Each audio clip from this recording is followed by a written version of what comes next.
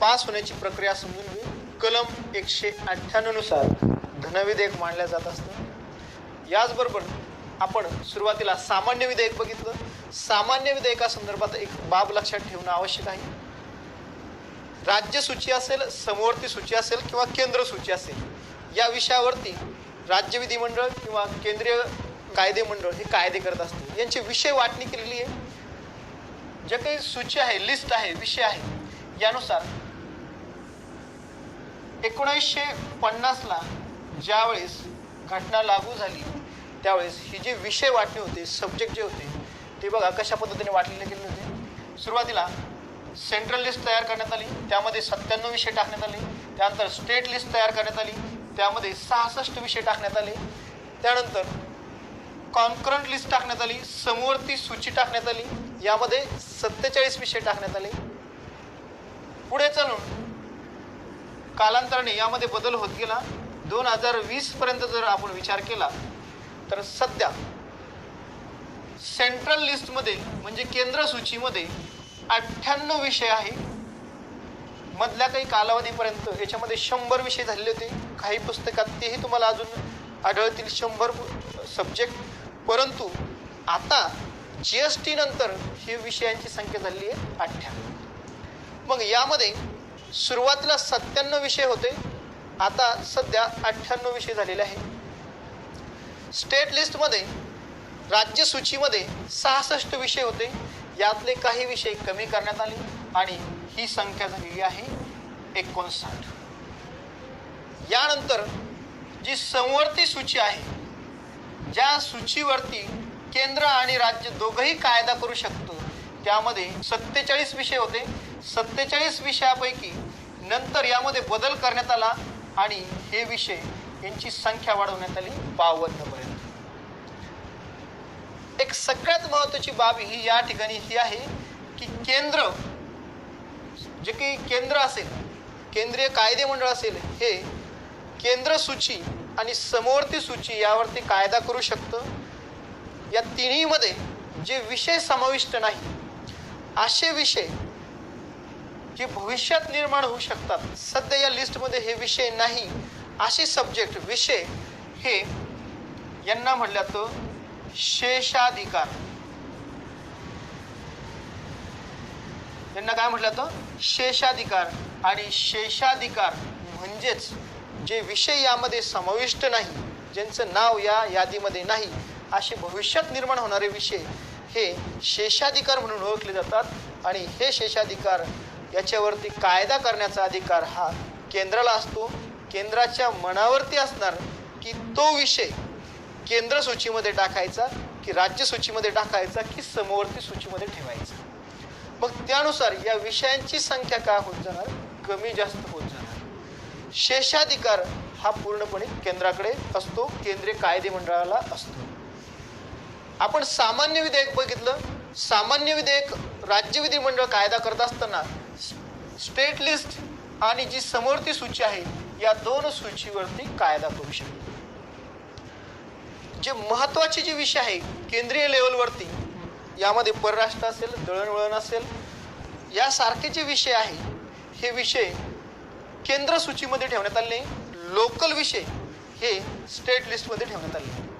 असे काही विषय आहे की ज्यावरती केंद्र आणि राज्य यांनी दोघांनी निर्णय घेणं आवश्यक आहे, घ्यायला पाहिजे, ते विषय समवर्ती सूचीमध्ये ठेवण्यात आले. मग राज्य विधिमंडळ हे स्टेट लिस्ट आणि कॉन्करंट लिस्टवरती कायदा करत असतं. याचबरोबर जे धनविधेयक असतं, राज्य विधिमंडळाचा जो काही खर्च असेल किंवा राज्य प्रशासनाचा जो काही खर्च असेल, हा खर्च चालवण्यासाठी धनविधेयक मांडलं जातं.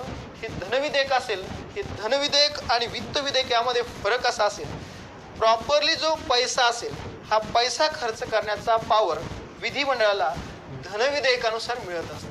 आणि यासाठी कलम असेल कलम 198, या कलमानुसार धनविधेयक मांडलं जातं.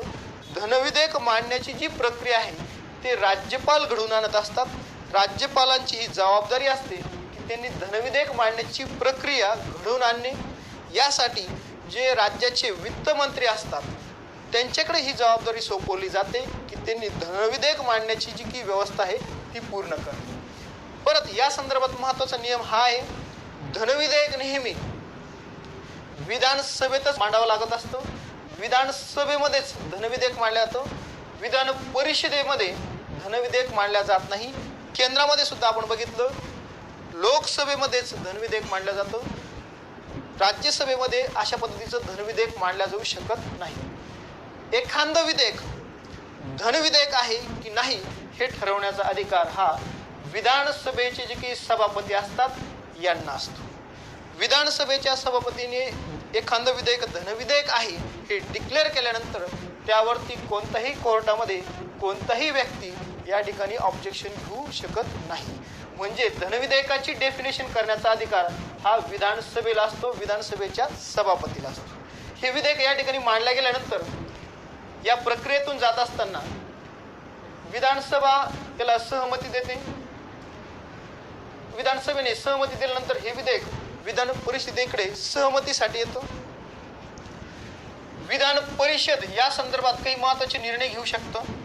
त्यानुसार हे विधेयक विधान परिषद फेटाळून लावू शकत नाही.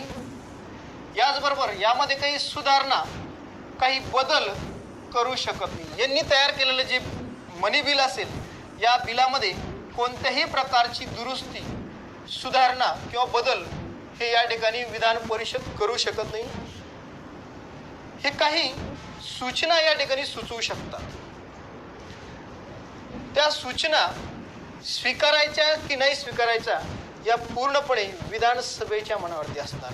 मग त्या ज्या सूचना असेल त्या स्वीकार करायचा की नाही करायच्या हे विधानसभेच्या मनावरती असणार.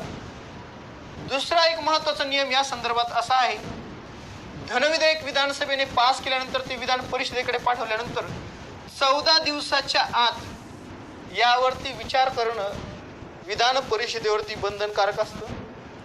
14 दिवसापर्यंत कोणताही विचार केला नाही तर हे विधेयक म्हणजे धनविधेयक विधान परिषदेने पास केलेलं आहे असं गृहीत धरण्याचं.